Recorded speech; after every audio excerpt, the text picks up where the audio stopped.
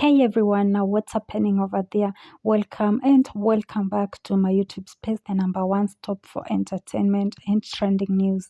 And guys, I know you've already come across the story of Frag Obegi, who is among the four young men who was killed and dumped in Kijabe Forest, Kiambu County recently. And netizens has been talking and just trying to find solutions why the four were killed, and police have since released their photos, as you can see on your screen right now. And they are namely, from the left, Fred Obare, Moses Nyachae, Frank Obegi, and Elijah Omeka. And I was read a post that was put on by Nation.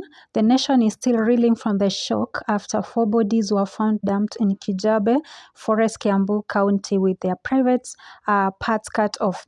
The bodies have been identified as those of Frank, Elijah Omeka, and Moses, as we had read before. And there follows a statement by OSPD Anderson Freha that says the bodies were badly mutilated and it seems they were killed through strangulation, guys.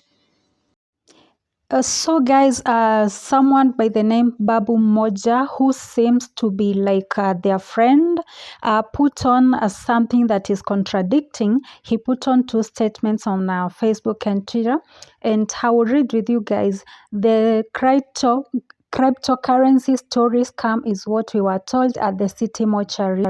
And it's allegedly the reason why they were tortured and killed. I'm only stating secondary info.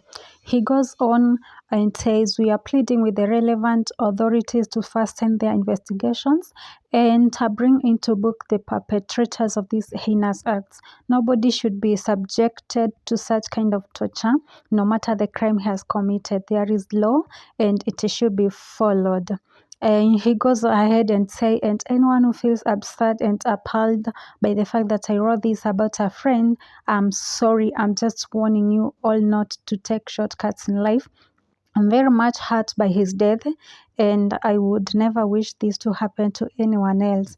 I'm in no way disrespecting Frank. Yes, so guys, that is what he first wrote. And then he came another time and said, rest easy bro Frank Obegi. Guys, kuleni jasho yenu too. Scamming won't help at all.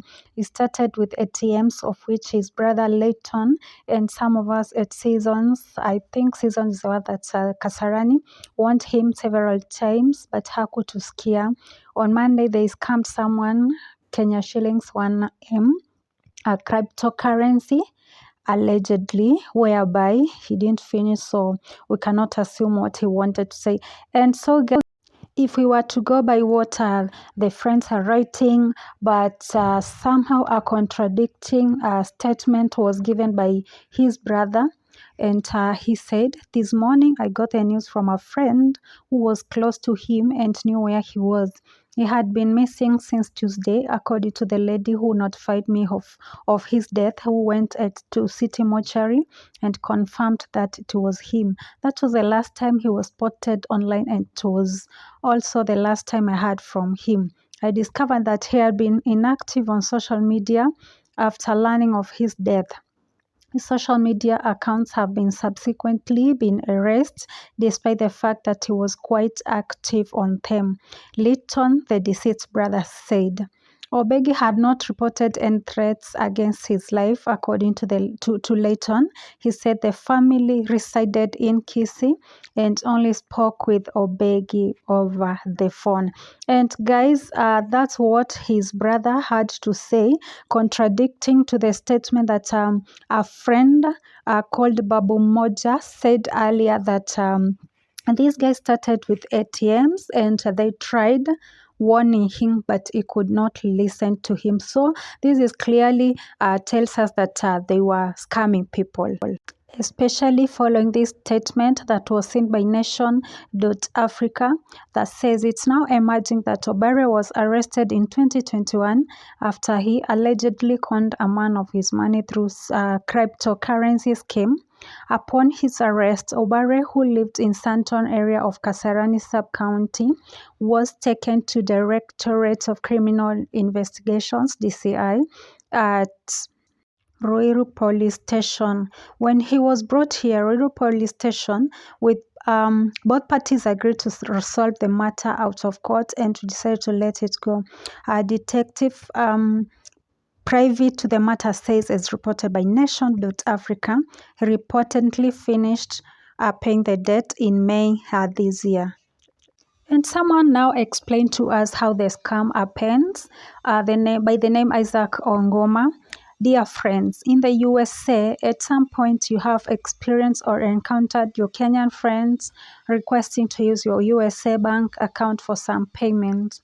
Frank Obegi, killed recently, was one of the worst scammers and online fraud in Kenya. Of late, there has been an increase in the number of young Kenyans requesting cash apps as Zelle, Venmo, bank accounts, World Remit, Sendwave, PayPal, and home address of their friends, family in the US and North America.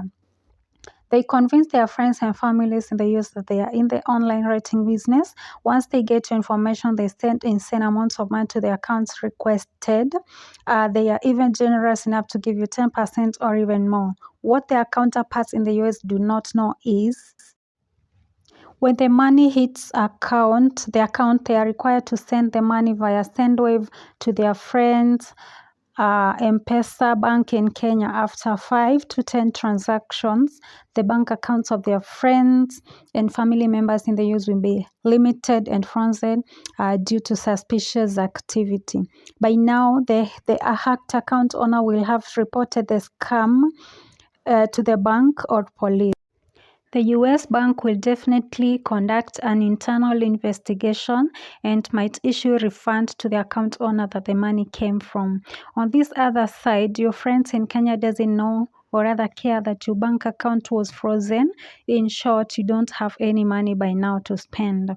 The worst case is when the police contacting you to know how the transactions were done and why the money was moved in vast amounts the moment it hit your account. Imagine being incarcerated in a foreign country for a crime you didn't know. The banks in the US use a system called a check system.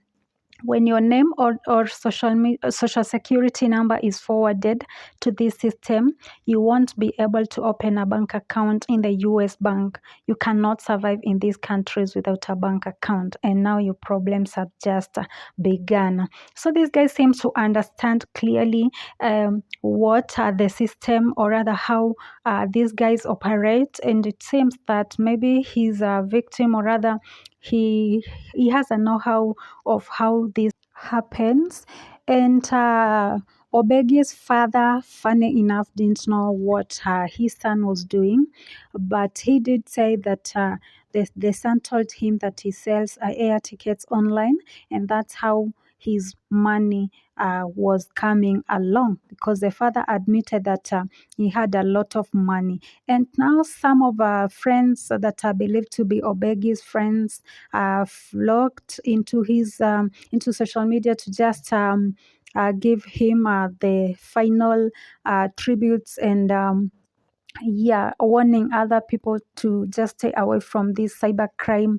And so someone by the name David Soita Masinde, as you can see on the screen, Muyu, Kenya, the Frag Obegi story is really sad, but number of young people in the syndicate is worrying. I have a number of friends who are always requesting for Sendwave accounts and bank accounts for from the west of their statuses almost daily. They live in large, the type of cars they drive, so that's just people giving their. And it seems that in such cases, a woman will always be blamed. And there is a story that is believed that this duo was lured by a woman into their death trap, and someone cheated. The woman you choose as a man will either make you or break you, asked Frank Obegi. And people were replying, Buda tupeleke na mtaratara na hiyo story ya huyo msee. ujinga peleka huko. I talk about a guy who lost his life. I don't support this way of life, but I respect life where is the life. Yeah, so those are just some of the views that netizens feel this guy was lured by probably his woman to his death trap. Yeah, so we are definitely following up on this story and bringing you news as they come in. So thank you so much guys for watching, and I will make sure we'll see you in my next one, inshallah. Bye bye.